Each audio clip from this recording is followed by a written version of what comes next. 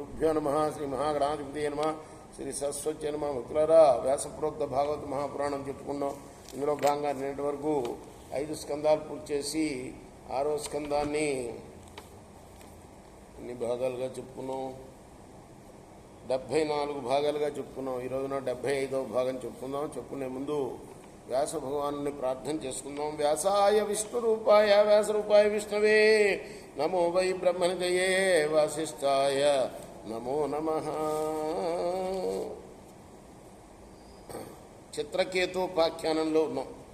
అందువల్ల సుఖ దుఃఖాలకు అతీతుడవై అన్నిటి యందు నిర్లిప్తుడవై పరమాత్మ స్వరూపుడనైన నన్ను, నాకు, మీకు ఎటువంటి సంబంధం లేదు, మీరు నా కోసం దుఃఖించవలసిన అవసరం లేదు అని ఈ విధంగా పలికి ఆ బాలులోని జీవుడు వెళ్ళిపోయాడు.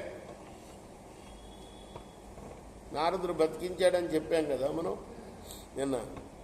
పిల్లవాడిని ఆ చిత్రకేతుడు యొక్క కొడుకు చనిపోతే అతడు బతికిన తర్వాత మీకు నాకు సంబంధం లేదు, ఎన్ని జన్మలో గడిచిపోయినాయి, ఏ జన్మలో నువ్వు తల్లివో ఏ జన్మలో తల్లివో నాకు తెలియదు అని చెప్పి వెళ్ళిపోయాట.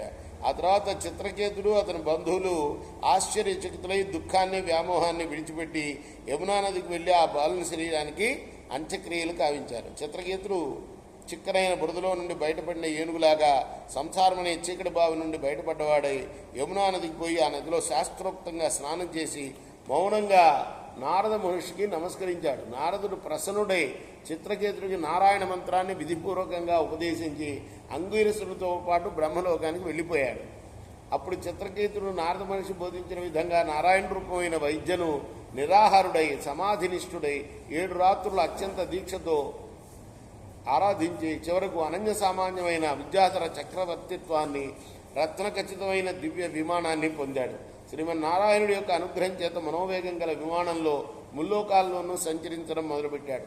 ఆ విధంగా విహరిస్తున్న విద్యాధర చక్రవర్తి చిత్రకేతుడు కొన్ని దినాలకి ఒకనొక చోట నక్షత్రాల్లాగా, ముత్యాల హారాల్లాగా, చందనంలాగా తెల్లనైన దేహం కలిగి ఉన్నవాడిని, సుందరమైన నల్లని వస్త్రాలు ధరించిన వాడిని, రత్నకిరాటాలతో విరాజిల్లుతున్న శిరస్సులు ఉన్నవాడిని, చేతులకు కంకణాలు కేయూరాలు అలంకరించుకుని ఉన్నవాడిని, తలతల ప్రకాశించే మొలనూలు ధరించి ఉన్నవాడిని, నిగనిగ మెరిసే యజ్ఞోపవీతాలతో అరారుతున్నవాడిని, ముఖ కమలాలు ఎంతో ప్రసన్నంగా ఉన్నవాడిని, నేత్రాలు గుండ్రంగా దీప్తిమంతుడై మెరుస్తున్నవాడిని, సిద్ధుల సమూహం చుట్టూ చేరి సేవిస్తున్నవాడిని, పరమపావనుడైన వాడిని, సచ్చరిత్రుడైన వాడిని, పద్మనాభుని పాద మంజుల పీఠమైన పన్నగేంద్రుడు ఆదిశేషుడిని కన్నుల విందుగా చిత్రకేతుడు చూశాడు.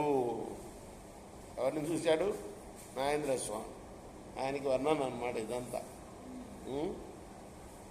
అటువంటి మహానుభావుడైన ఆదిశేషుడిని ఆలోకించగానే చిత్రకేతుని దురితాలన్నీ కూడా దూరంగా తొలగిపోగా అతని మనస్సు నిర్మలమై భక్తితో నిండిపోయింది. ఒళ్ళు పులకరించిపోయింది.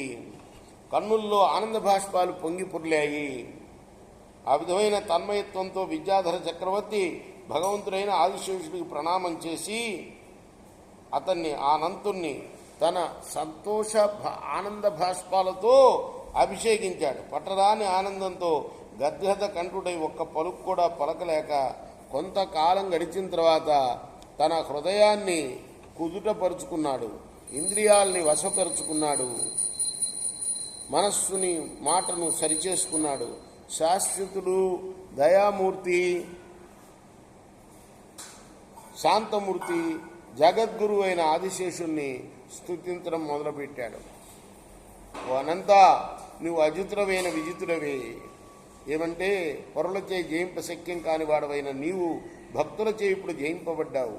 ఆ భక్తులు కూడా నీ చేత జయింపబడ్డవారై నీకు వసులై వర్తిస్తున్నారు.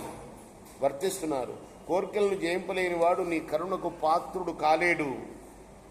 ఓ దేవా, ఈ లోకాలు పుట్టడం, పెరగడం, నశించడం అనేవి నీ లీలా విలాసాలు మాత్రమేనయ్యా.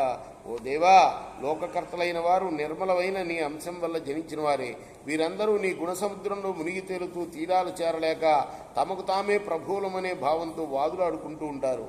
స్వామి, నువ్వు వేదవేత్తవు, ఆది మధ్య అంతాలు నీ వశంలో ఉంచుకున్నవాడివి, పరమాణువు మొదలుకొని పరమోత్కృష్టమైన పదార్థం వరకు వ్యాపించి ఉన్నవాడివి, శాశ్వతుడివి.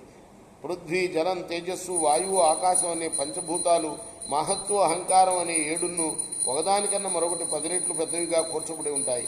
దీన్నే అండకోశం ఉంటారు. ఇటువంటి బ్రహ్మాండాలు నీలో లెక్కలేనన్ని అణువులుగా ఏర్పడి ఉన్నాయి. ఈ విధంగా అంతు తెలియరాని అనంతుడివి నీవు. ఇంద్రియార్థులకు వసులై విశేషుకాలు మరిగి తిరిగే నరపశువులు పరమేశ్వరుడనైన నిన్ను విడిచి ఐశ్వర్య వాంఛతో ఇతర దేవతలని ఆరాధిస్తూ ఉంటారు. రేపు మనం మిగతా భాగాన్ని కొనసాగిద్దాం. కృష్ణార్పణ. శ్రీ సాయి కృష్ణార్ సచిదానంద సద్గురు సాయినాథ్ మహారాజ్ की जय. చేకోరా హారతి గోత సద్గురునాథ దేవ సాయినాథ. పాంచభౌతిక తత్వంలానే హారతులిత్తుమురా. నిర్గుణమ్మ శ్రీదేవిడి ఎట్లి ఆకారం పొందిదు.